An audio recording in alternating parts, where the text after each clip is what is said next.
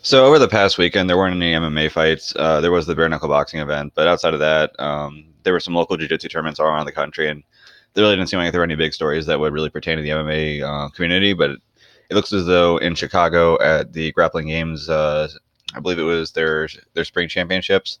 Uh, there's a little story that may have come out of it. So right here on the podium, you can see this is CM Punk right here, who took third place in his division at the I think it was a blue belt seniors division that he was in. So I got the bracket right here. So it's just a 3-man bracket. So they just did it like a round robin. So everybody faces each other once, and then based off of who gets the most wins, that's who finishes gold, silver, and bronze. So you can see here that he lost both of his matches. The point of this isn't to rip on him for losing matches in a jiu-jitsu tournament. That's really never should be the point at any point.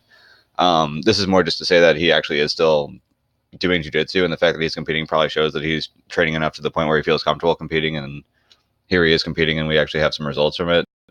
So you can actually break it down. One of the cool things that Grappling Games does, and a lot of other tournaments are starting to pick this up, is the system called Smooth Comp, where you can actually go in and like look at profiles for every different athlete.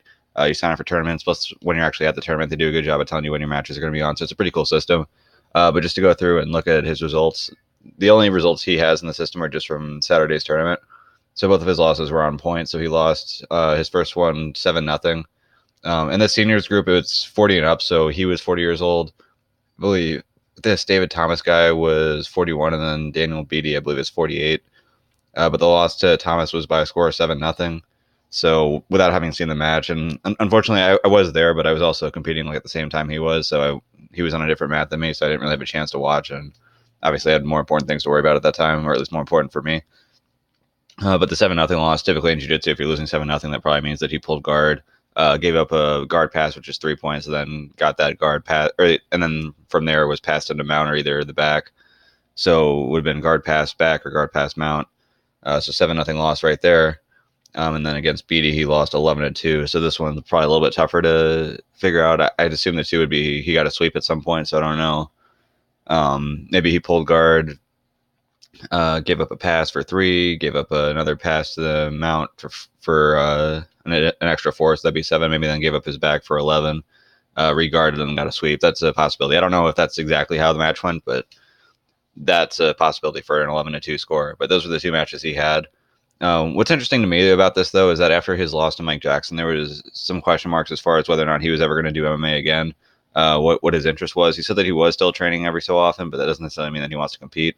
And for a guy like him with a name like his, again, this is a guy who had a huge name just going into the UFC, where he's having guys who are fighting with the UFC that are kind of taking some shine off of him. But here, he's going to a local grappling tournament, and he's got these two guys here, both in their 40s, who have a chance to kind of tell their friends, hey, I had a match with CM Punk, and hey, I even beat him. So for him to take that chance and actually go out there and compete with these guys, I actually respect that a lot.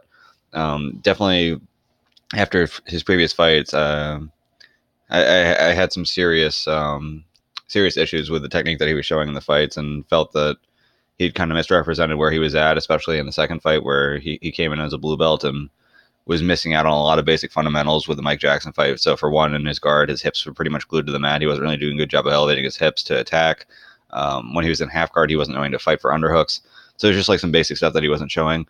I don't know where his game's at now, because like I said before, I didn't actually get to see these matches. The results aren't exactly the best, but the fact that he's actually still in it, that he's still training, that he's still competing, I think that deserves respect. So whether or not he's actually going to return to the UFC at this point, I don't know that. I don't know that the UFC would have him back. If he decides to return to MMA in general, since he did fight pro, he'd have to fight pro again.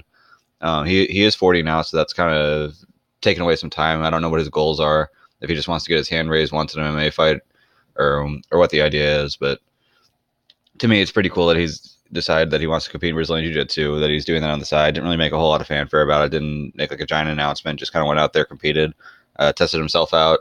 Didn't go great this time, but hey, you keep doing it. You keep showing up to training. You keep getting better. Eventually, it is going to go better for you. So respect to CM Punk for actually showing up, for actually competing, putting on a decent fight. It seems like he didn't get submitted in either match, so he went the distance. This David Thomas guy is actually pretty good. Looked up his profile. He, I believe, is 9-1 in smooth comp tournaments.